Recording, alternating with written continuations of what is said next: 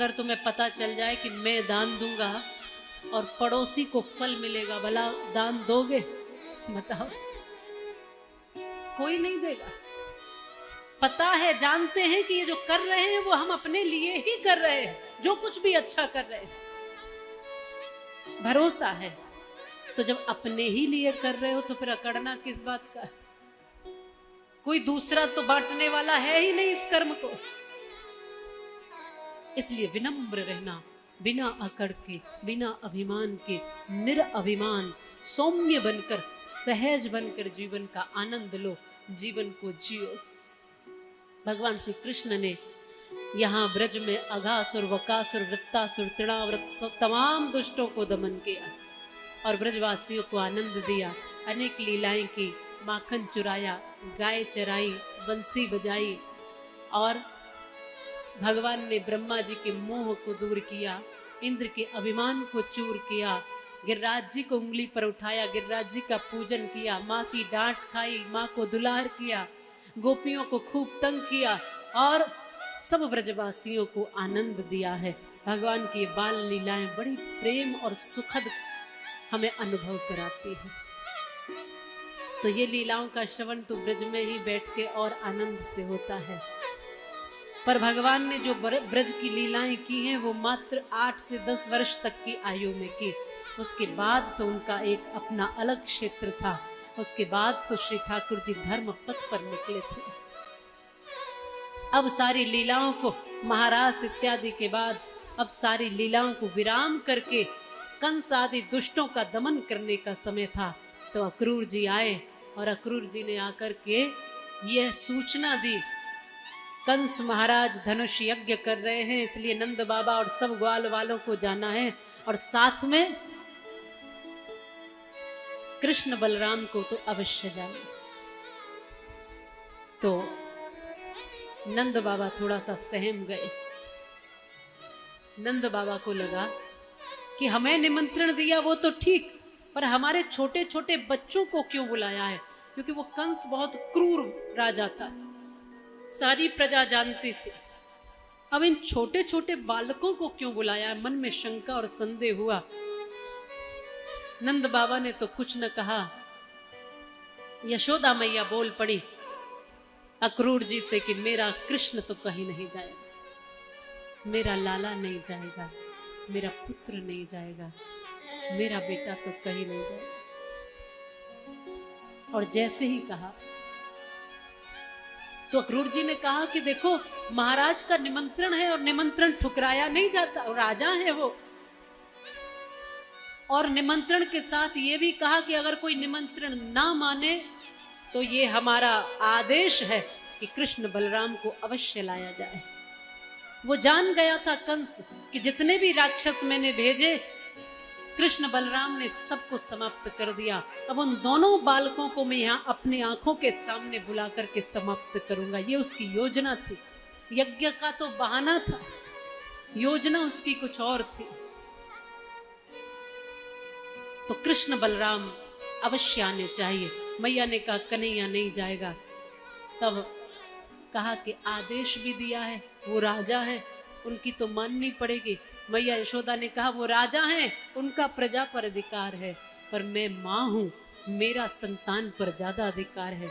वो मेरा पुत्र है, मेरा कृष्ण है, इसलिए वो कहीं नहीं जाएगा।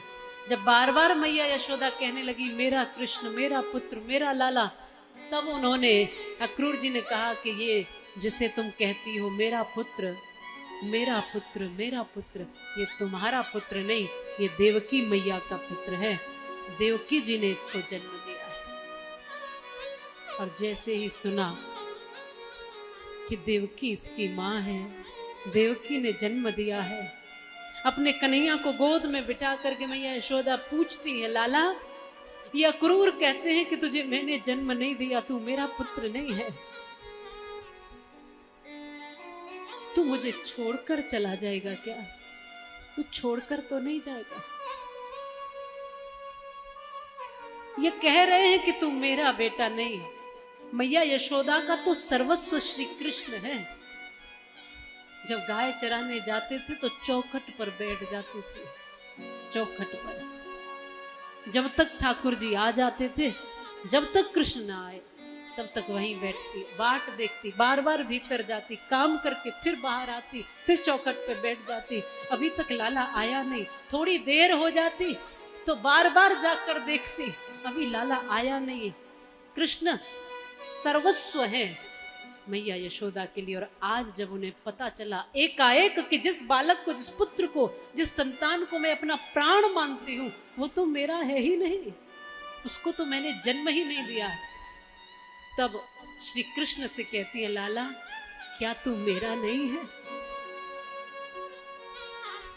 या क्रूर कहते हैं तू मेरा पुत्र नहीं है, मेरा बेटा नहीं है। भगवान ने कहा, मैया मुझे ये तो नहीं पता कि मुझे जन्म किसने दिया है, पर मैं जानता हूं जब भूख लगती थी तो माखन का कटोरा लिए तू ही गली गली दौड़ती थी। मैं जानता हूं चोट लगती थी तो तेरी आंख में आंसू होता था, मुझे ढूंढती फिरती थी कहाँ है कन्हैया। तू ही गलती करने पर कान खींचती थी, और मैं जब रोता था तो तू ही फिर गोद में बिठाकर प्रेम करती थी, अपने हाथ से माखन खिलाती थी, लोरियां सुनाती थी। तू ही माँ मुझे बोलना सिखाती थी, मुझे चलना सिखाती थी। माँ मुझे नहीं पता कि जन्म किसने दिया, पर मैं ये जानता हूं कि मुझे जीवन तूने ही दिया है। ये जीवन तेरा है माँ, इसलिए मैं तेरा ही रहूंगा, मैं तेरा ही हूं और तेरा ही रहूंगा माँ। और वास्तविकता ये है, मैं हमेशा कहती हूं कि बालक को जन्म देना ही बड़ी बात नहीं होती। जननी तो कोई भी हो सकती है, जन्म देने में थोड़ी पीड़ा है, लेकिन इतनी बड़ी श्रेष्ठता का विषय नहीं है केवल जन्म दे देना।